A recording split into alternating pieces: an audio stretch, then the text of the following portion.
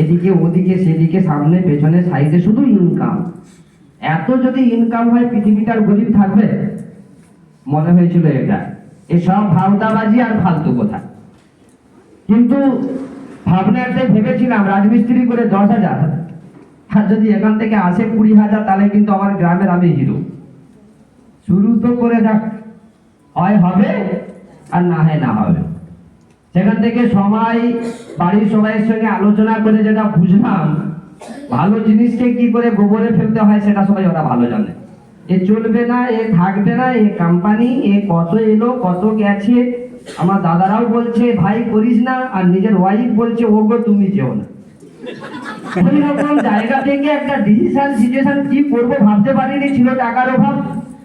তো যাই হোক, কিন্তু মাথায় একটা ঘুরছে এক্সট্রা ইনকাম যদি আসে, কারণ ফ্যামিলির আমি পুরুষ, আমার ছেলে মেয়ে আছে, তাদের ভবিষ্যৎ কিছু একটা করতে হবে।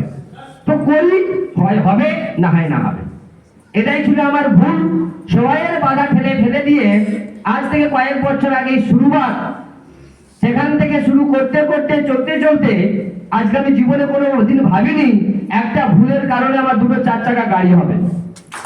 একটা ভুলের কারণে আমার এত ইনকাম হবে এটা কোনোদিন ভাবিনি।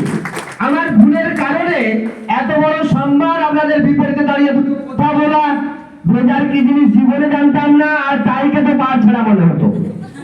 এত কিছু হবে এই একটা ভুলের কারণ আমি ভেবে উঠতে পারিনি। আজও স্যারকে বলি, স্যার সেদিন যদি প্রেসার দিয়ে আমাকে ভুলটা না করাতেন তাহলে মনে হয় আমার জীবনটা অন্ধকারে তলিয়ে যেত, এর ভালো দিগন্ত খুঁজে পেতাম না। আজ আমাদের মতো সবাই যারা আমরা স্টেজে উঠছি, এই পরিবর্তন আর জীবনীটা বলার জন্যই উঠছি। আজকে এত বড় জায়গা তৈরি করে দেওয়ার জন্য তিনি গুরু মহাগুরু সিন্ধু স্যার এবং শ্রী স্যারের জন্য স্পেশাল পেছন থেকে হৃদয় থেকে সত্যি পদপ্রদর্শক তো ওনারা আজকে ছিলেন। সেই জন্য মনে হয় আজকে আমার মনে হয় যেটা, যে আমাকে যেটুকু প্রেসার দিয়ে আমাকে ইন্টারেস্ট করিয়ে এই ভুলটা করানো হয়েছিল, আমার আজকে বলতে ইচ্ছা করে সবাই একদম প্রেসার নিয়ে ভুলটা করে ফেলুন, আমার মতো লাইফ আপনাদের প্রত্যেকের তৈরি হবে। এই আশা ভরসা নিয়ে সবার জীবনে ভালো কিছু হোক, এই ভরসা নিয়ে আমার ছোট্ট পেশেন্ট শেষ করলাম। জয় হিন্দ, জয় মাই রাষ্ট্র।